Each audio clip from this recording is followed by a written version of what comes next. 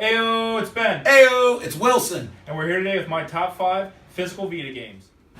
Number 5. Coming in with Tearaway here, a great platformer directed by Rex Crowley. What I love about this game so much is that it's uniquely drawn. It's got just it reminds me of Little Big Planet a lot in the sense that it's out there, it's different, it's got that Sony vibe that they try to do with all their platforming games.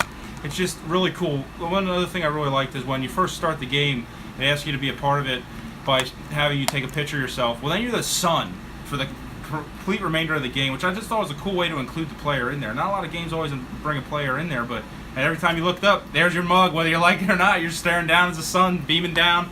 A little baby will cry at some points. Just fun collectibles to get. I didn't get the platinum trophy, but it's definitely achievable. It's just collecting stuff, bust up some enemies. Check it out if you can get it. I was told to check it out, and I did not regret it. Tearaway.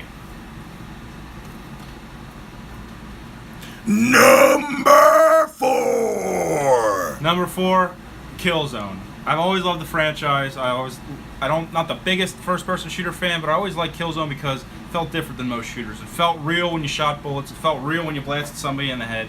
It felt real on the hard difficulties. I mean, try to play some of those older games on the hardest difficulty. Good night, nurse. A little Jesus, pain in the arse. Whew. Putting it lightly, bud.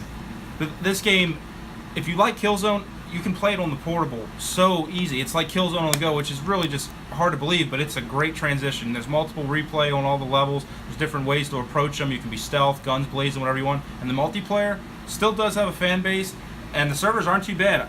I had fun with it. I mean, hopefully when you get it, you can still find people. I was able to have success not too long ago, maybe a couple months ago. So I played a couple weeks ago. There's still people in there playing. Because it's very fun. I mean, for a handheld version, you will not be disappointed. Definitely get this game, even if it's a little expensive. Number 3. Now we got Muramasa Rebirth. This game was originally on the Wii. Vanillaware made this, so I'm sure a lot of people hear Vanillaware, their ears perk up a little bit. I know it does for me because all their games are so much fun. That's what Streets of Rage still should have been if people still worked on it. I feel like Vanillaware played those games and just adopted and said, we're going to make fun games that are fun, slash around, level up, do whatever you need to do. Well, this game's kind of a Japanese tale. You can go into different caves that offer challenges. You eat food to level up. So it's very much like... Sorry, bud. I'm drawing. Odin Sphere. Odin Sphere. Very much like Odin Sphere. Thank you for helping me there. Yep. Odin Sphere, in that sense, with leveling up. Very cool in that sense. If you can find this game, this one does have a little bit of a price tag to it. Maybe $20 used, but you don't find a lot and get it because it is supported with some additional DLCs, which are pretty cheap. But it's an awesome game. If you like Vanillaware games, check this game out. You will not regret it. Number 2. And here we go with Uncharted. I mean, what can you not say about the Uncharted franchise? They spawned one of Sony's biggest franchises, maybe the biggest franchise they have, if you think about it. I mean, everybody goes crazy when they hear Drake. But what I love so much about this game is it's Uncharted on the go, but it was such an awesome launch title. So many times, system comes out, it don't have much in the first couple months, hell, even a year or two. Just a dead launch. Boring launch. This game, at least it had this when the Vita first came out. I think the Vita had a pretty strong launch at first. It really did. They came out swinging with some good titles. And this right here, I mean, if you like Uncharted, you will like it on the go. It's got Sully, it's got Drake, it's got all the people you like. The great combat, the hand-to-hand, the stealthing if you want, guns blazing if you want. All the classic stuff's here. A little bit of multiplayer, a little weird the way it is with collecting relics, but it's still fun. It's worth a shot.